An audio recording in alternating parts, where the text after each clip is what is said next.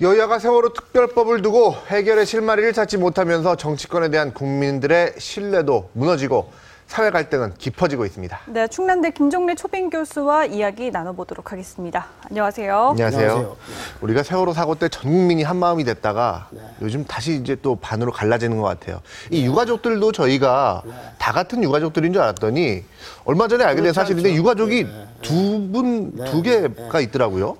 대책위를 만들었는데 전체로 만들지는지는 모르겠으나 그러고도 다시 단원고 뭐 이쪽하고 이제 일반인 희생자고 전체가 한 304명 정도가 희생자로 돼 있는데 그 중에서 43명은 일반인이고 지금 우리가 보통으로 알려져 있는 세월호 대책위 분들은 단원고 학생, 배에 탄 승무원들 그리고 교사분들 이런 분들이죠. 그럼 뭐 숫자가 여기도 많고 했지만 사람의 목숨이 무슨 숫자로 다 따질 수 있는 건 아니지 않습니까? 그런데 이 얘기를 하면서도 그 일반인 유족 얘기를 하면 일반인 유족 중에는 얼마나 애절한 사람들이 있겠느냐. 어떤 목숨이 애절하지 않겠냐마나 가령 이런 사연이 있습니다. 권지연이라는 아이는 한 6살쯤 돼 있는데 다문화 가정 아이예요. 어머니가 베트남 분입니다. 많이 보도가 됐었죠. 서울에서 힘들다 살다가 제주도로 이사 가던 날 거기서 변을 당해서 엄마는 시신이 발견됐지만 아버지와 오빠는 지금도 시신을 못 찾고 그 외삼촌은 지금도 팽덕항에 있다고 합니다. 팽목항에. 그다음에 또 한 분 이광준이라는 분은 40몇 살 되셨는데 서울에서 제주도로 출장을 가는 날인데 서울에 이제 미혼이었거든요. 그래서 73세 그리고 71세 드신 부모님을 부양을 하다가 여기서 변을 당했어요. 그러니까 이분들이 부모가 연세도 그렇지만 치매기도 있고 안 좋은데 지금 돌볼 사람이 없어서 주변 사람들을 안타깝게 하고 그 유족의 대변인인 정명구 대변인인가 이분은 조경사업을 하는 분인데 아버지를 한갑잔치라고 해서 제주도 구경을 시키려고 친구들하고 가다가 바로 그 4월 16일 날 회감날 변을 당했어요. 아버지가 아들이 조경사업하는데 내가 거들어야지 무슨 염치로 가냐고 하는 걸 떠밀다시피 친구들하고 보내갖고 변을 당했어요. 그러니까 단원고 학생들도 물론 안타깝지만 교수님 잠시만 지금 최경환 부총리가요 서울 광화문청사에서 기자회견을 엽니다. 이 세월호와 관련해서 지금 국정이 마비되어 있는 상황에 이 경제 관련 민생 법안을 조속히 좀 통과시켜달라는 대국민 담화문을 발표한다고 합니다. 기획재정부 대변인입니다. 함께 한번 들어보시죠. 지금부터 최경환 부총리 겸 기획재정부 장관님께서 민생안정과 경제활성화 입법 촉구 호소문을 발표하시겠습니다. 존경하는 국민 여러분, 먼저 남부지역 집중호우로 발생한 사망자들과 유가족들께 깊은 애도를 표합니다. 아울러 피해 지역 주민들께도 위로를 전하며 하루빨리 일상으로 돌아갈 수 있도록 정부 차원에서 최선을 다해 지원해 나가겠습니다. 저는 지난 8월 8일 이 자리에서 관계 장관들과 함께 민생 관련 30개 법안에 대한 조속한 처리를 호소하였습니다마는 그동안 아무런 진전이 없어 어렵사리 조성된 경제회복 불씨가 자칫 꺼질지도 모른다는 절박한 심정에서 이 자리에 다시 섰습니다. 저를 위시한 경제팀은 우리 국민들께는 지금 먹고 사는 문제, 즉 경제가 만사라는 것을 잘 알고 있습니다. 특히 살림살이가 팍팍한 서민들을 생각하면 우물가에서 숭늉이라도 찾고 싶은 심정입니다. 다행히 가계, 기업, 시장의 기대를 모아 다시 한번 해보자는 모멘텀을 만들어낼 수 있었습니다. 우리 경제에 따뜻한 봄날이 온 것은 아니지만 주식시장이 살아나고 부동산 시장이 꿈틀대는 등 경제 주체들 사이에 심리 호전이 나타나고 있습니다. 그러나 안타깝게도 여기까지입니다. 어렵게 만들어낸 민생 안정과 경제 활성화 정책들이 실시간으로 입법화되어도 모자랄 판인데도 국회만 가면은 하세월입니다. 그러는 사이에 시장에는 다시 그러면 그렇지 라며 무기력감이 번질 조짐입니다. 지금은 우리 경제 전체적으로도 저성장, 저물가, 경상수지 과다 흑자 현상이 나타나면서 축소 균형의 경고음이 울리고 있습니다. 자칫 일본의 잃어버린 20년을 답습하는 것 아니냐는 우려의 목소리가 커지는 상황입니다. 잘 아시는 것처럼 지구상에서 가장 가난했고 식민지와 전쟁까지 겪은 나라가 중동 열사에서 흘린 국민들의 땀, 독일 광산과 병원에서 강부와 간호사들이 바친 젊음 등 국민 여러분 덕분에 지금 이렇게 우뚝 섰습니다. 그러나 그렇게 힘들게 일으켜 세운 우리 경제가 지금 기로에 서 있는 것입니다. 우리 경제의 맥박이 점점 약해지고 있습니다. 이번 회기에 민생 관련 법안이 통과되지 못하고 경제 회복의 불씨를 살리지 못한다면 우리 경제는 길을 잃고 회복하기 힘들게 될 것입니다. 또한 가뜩이나 힘든 우리 가계와 젊은 세대의 고통은 더욱 가중될 것입니다. 민생 경제를 위하는 것이 곧 애국입니다. 민생에는 당파가 있을 수 없습니다. 여야, 노사, 민관이 모두 그라운드에서 뛰는 선수입니다. 관중석에서 지켜보며 관전평이나 해서는 안 됩니다. 정부도 할 일을 다 하겠습니다.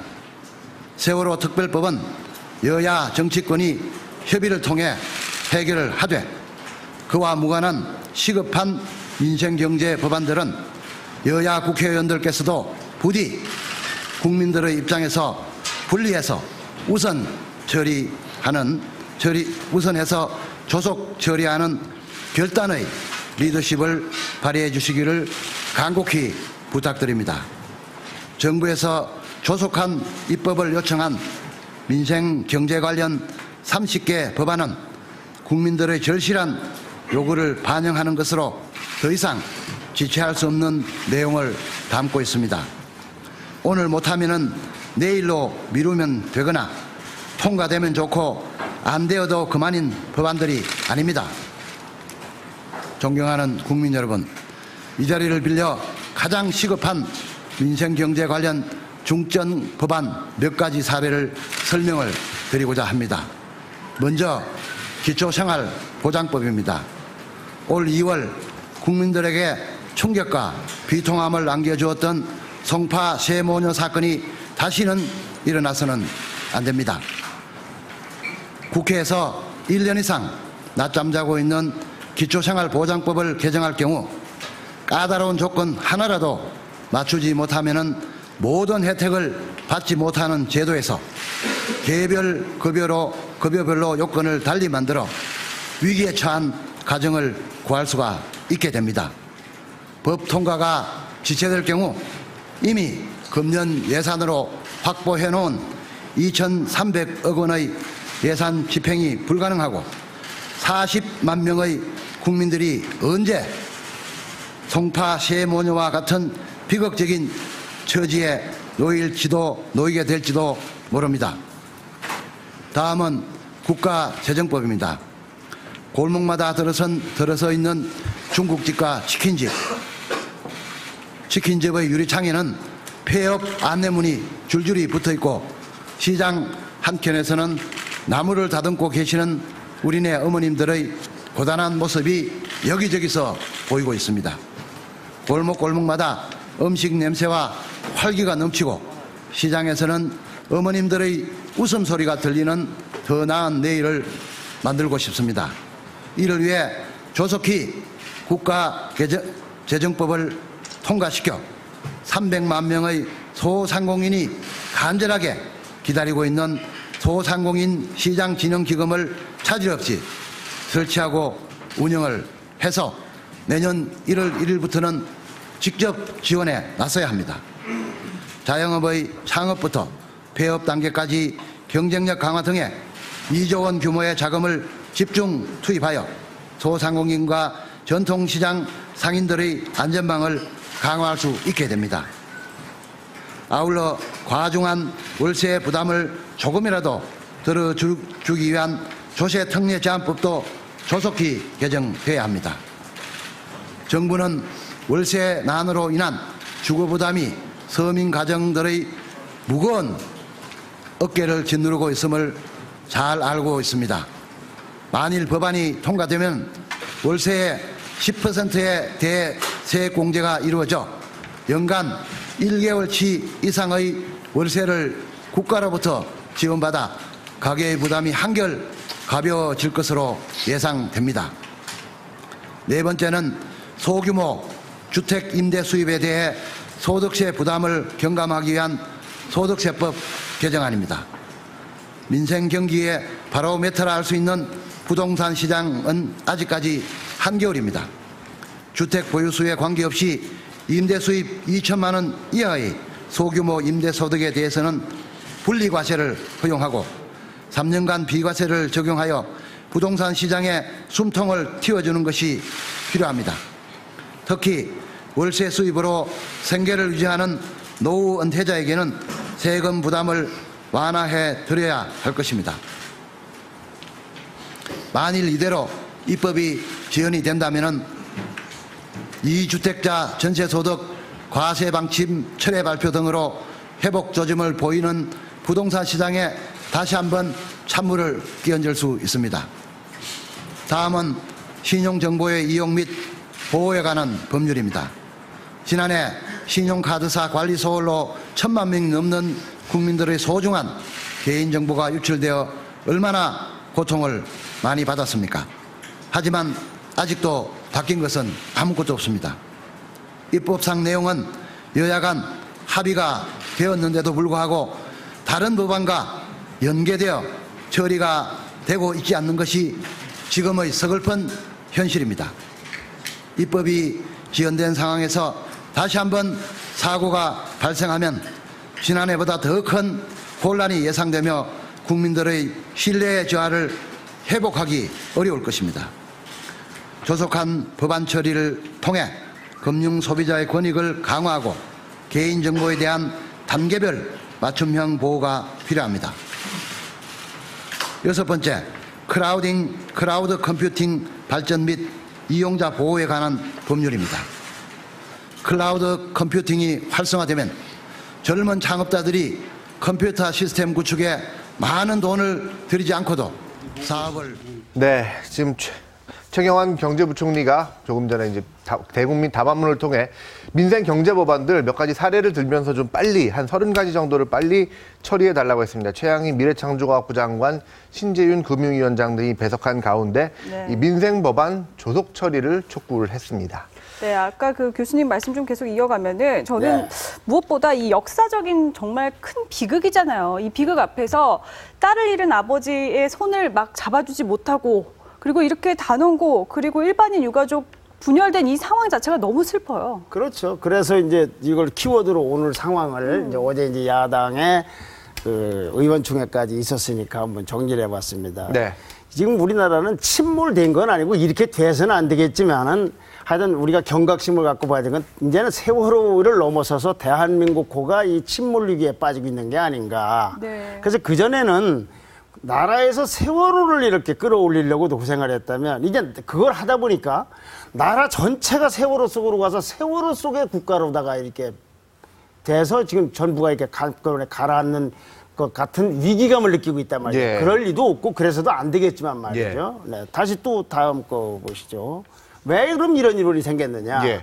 첫째는 제가 보기에는 우선 무책임하고 진정성 없는 여권에 있습니다. 예. 지금 방금 최경환 장관 부총리께서 저렇게 말씀하신 것도 원론적으로 볼 때는 충분히 와닿는 얘기고 구구절절이 맞는 얘기이긴 하나 네. 오늘 아침 조선일보 일면을 보면은 법을 처리하지 않아도 할 수 있는 것이 상당량 있습니다. 네. 왜 안 하느냐? 부처끼리 눈치 보는 부채 거죠. 이기주의 때문에 안 한다 네. 그런 얘기입니다. 그래서 대통령께서도 또 규제 완화를 야단치고 있다 이거죠. 네. 그러니까 어찌 보면은 정부 여권에서는 일부는 국회가 안 된다는 걸 핑계로 안 하고 있는 거죠. 그걸 가지고 갑자기 저렇게 와서 뭐 국회 때문에 안 한다고만 하는 거는 그거는 원론적으로는 맞으나 개별적으로는 맞지 않는 게 너무너무 많다. 네. 그러니까 무슨 행정명령으로 하든지 무슨 다른 걸로도 할 수 있는 것을 자기네들이 법을 핑계대고 이익 집단의 이익을 받아들여서 안 하고 있는 거죠. 그래서 최경환 부총리뿐만 아니라 그 옆에 있던 배석했던 장관들도 가슴에 손을 얹고 생각을 해봐야 돼요. 이게 안 되고 있는 것이 국회 책임이냐 아니면 우리들이 안 하거나 핑계대고 안 하고 있는 걸 생각을 해요. 국민은 다 알고 있습니다. 네. 그리고 더 나아가서 보면은 오늘 어저께 조선일보에 나온 김무성 의원 발언을 보시죠. 네. 자, 연찬회가 있었지 않습니까? 주말에. 끝난 다음에 이제 김무성 대표가 올라가서 한 말입니다. 과반수가 넘는 새누리당 의원들 중에서 연찬회에 남은 사람은 50명밖에 안 된다. 불참한 의원 모두 나쁜 사람이다. 그러니 이 중차대한 시기에 당의 개혁뿐만 아니라 여기서 세월호 대책도 논의가 됐지 않습니까? 예. 이런 걸 할 때 의원들 자신이 지금 이러고 있다 이거죠. 이렇게 해놓고 야당에 대해서만 또는 일부 세월호의 단원고 유가족들에 대해서만 얘기하는 건 적어도 집권한 여당으로서는 할 수 없는 짓이다. 왜 여기에 불참한 의원들 평소에는 개혁을 주장하고 평소에는 국가를 생각하는데 안 하는 이 의원들의 명단을 공개를 하지 않는지 모르겠어요. 그런데 이렇게 통탄하고 있는 김무성 의원이 또 다른 발언을 보면 또 놀랍니다. 한번 보시죠. 프레시안 인터뷰에서 한 겁니다. 참사 125일 만에 처음 만났다. 그간 유족들과 자주 접촉 못한 건 우리 잘못이라고 시인을 하고 있어요. 예. 자, 보수 대혁신을 하고 박근혜 정부의 성공을 위해서 지지해달라고 했고 새로운 새누리당 지지 세력의 여망을 해서 압도적으로 당선된 김무성 대표마저도 이렇게 안 만나고 있다가 125일 만에. 그럼 누가 누구 보고 뭘 하라고 하느냐? 물론 만났다고 해서 다 처리가 되는 거고 안 만났다고 하나도 안 되는 건 아니지만 네. 정치인들이 이렇게 소통을 안 하고 서야 어떻게 되겠습니까? 그래서 근본적인 문제는 아무리 뭐라고 하든 집권당의 무책임하고 진정성 없는 태도에 문제가 있는 것이다. 네. 자, 그래 그걸 전제로 했을 때 다음 걸 한번 보시죠. 네. 야당도 책임이 많죠. 운동권으로 변해가고 있는 야당이다. 네. 오늘 저 신문을 또 보시죠.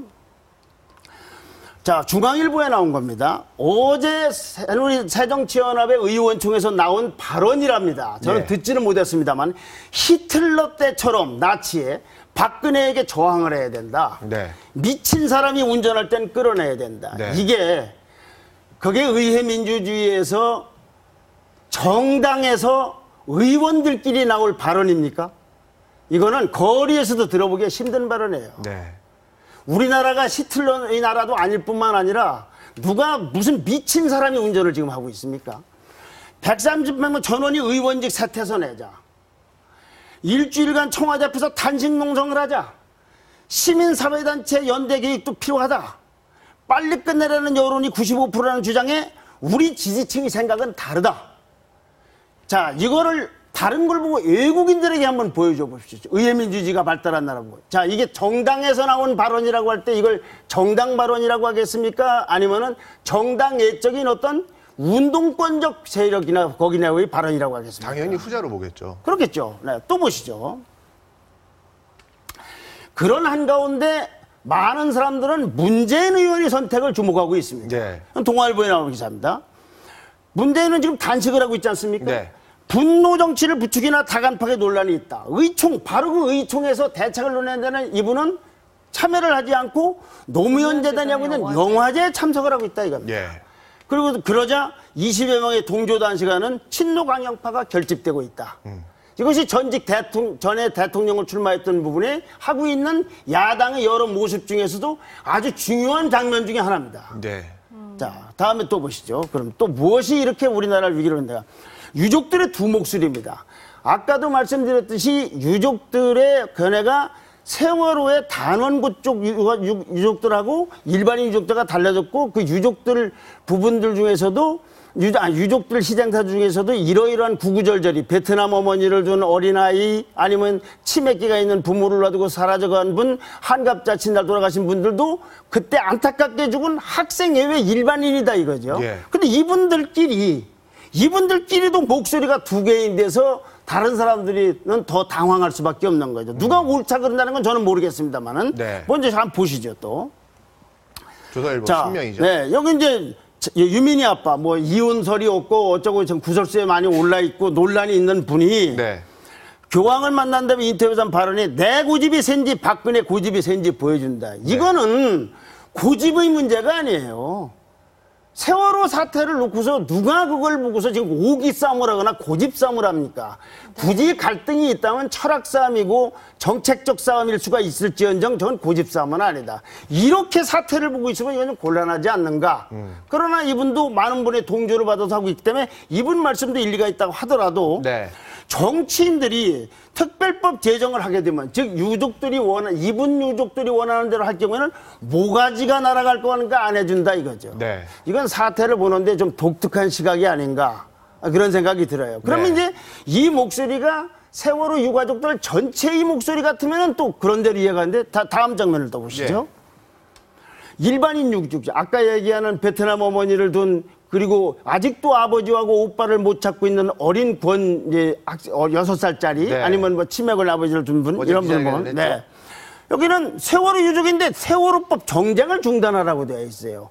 정쟁 중단이라는 말을 언론이 보수 언론이 했거나 일반인이 한 것이 아니라 그 유족들이 하고 있다는 얘기죠. 네. 세월호 참사 희생자 가운데 경기 안산 다원구 교사 학생을 죽인 거는 전부 43명의 유족들이 대표다.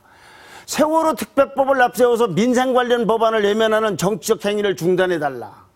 일부 단체 또는 정치 세력의 이익을 위해 유족의 뜻과 달리 사건 해결이 본질에서 벗어나 정치 공세로 변질되는 걸 원치 않는다라는 것은 일반인 유족들이 설명하고 있는 겁니다. 그러면 우리가 볼 때에는 왜 이렇게 일반인과 당원고 학생 희생자들 유가족을 중심으로 하는 분들 간의 견해가 다른가? 왜 다릅니까? 그건 언론이 규명을 해줘야죠. 저는 모르겠어요. 왜 이렇게 가령 A안과 B안, 그걸 강경대책, 온건대책이라고 할 경우에 그것이 여기도 강원이 갈려있고 여기도 강원이 갈려있다면 좋겠는데 네. 여기는 한쪽 안으로 거의 집합의지가 돼 있고 여기는 집합의지가 돼 있는 걸 이걸 우리는 어떻게 해석을 해야 되는지. 근데 거기에 또 하나 덧붙일 게 있습니다. 네. 이분들은 배의 사고로 희생된 정말 안타까운 분들입니다. 그런데 이분들과 함께 어찌 보면은 이분들보다 더 안타까운 분들이 있습니다. 어찌 보면은 논란의 여지가 있겠습니다만은 이분들을 구하거나 이분들이 실종자를 수색하다가 돌아가신 잠수사 같은 분들입니다. 그렇죠. 소방관들, 잠수사. 그분들은 사고와도 관련 없이 거기서 뭔가 자원봉사를 하려다 그랬단 말이죠. 자, 이분들에 대해서 우리 정치권은 지금 어떻게 하고 있습니까? 그나마 지금 일반 유가족들 중에서 추모공원을 별도로 인천에 세우는데 거기에 희생된 분들까지도 함께 모시려고 한답니다.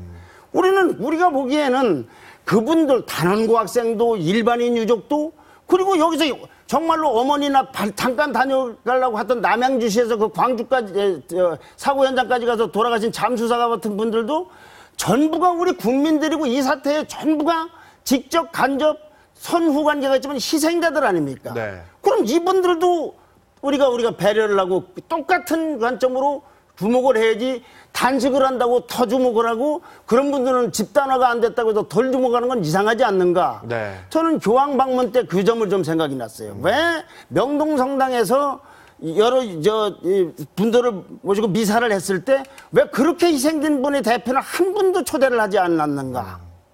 그분들도 우리 국민 아닙니까? 그분들도 낮은 대로 임해야 될 분들 아니냐 그런 얘기죠. 네. 마지막 생각할 부분이 키워드를 있는 것 같습니다. 확인을 해볼까요? 마지막 키워드입니다. 자, 그래 다시 정치권으로 돌아올 때는 배에서 내린 박영선 새누리정치연합 원내대표, 배에 다시 올라간 이완구 새누리당 원내대표 얘기입니다. 박영선 원내대표는 이제 3자회담을 제의하고 또한 오늘 보면 3자회담을 제의하고 그리고 제자협상까지 한 것에 대해서 잘못했다고 사과를 함으로써 적어도 이 문제에 관한 야당 쪽 선장 노릇은 포기한 겁니다. 그것이 스스로 포기했던 하선을 당했던 간에 이제 박영선 개인이 대표가 갖고 있는 리더십이 어떠하든 전후 사정이 어떠하든 간에 적어도 제1야당의 원내 대표로서의 위상과 권한과 역할에 대해서는 사실은 수명을 다한 겁니다. 네. 네. 그런데 3자회담을 제의했기 때문에 네. 그래서 그런지 모르지만 이완구 대표 신문을 보시죠. 네. 유족들을 만났죠. 기분을 좋다 유가족, 이거 세월호 유가족, 예. 그러니까 단원구 유가족이죠. 오해 풀린다 웃음을 헤어졌다. 이완구 대표가 이제 승선을 했어요. 자, 이렇게 돼서 가령 잘 됐을 경우는 어떻게 됩니까?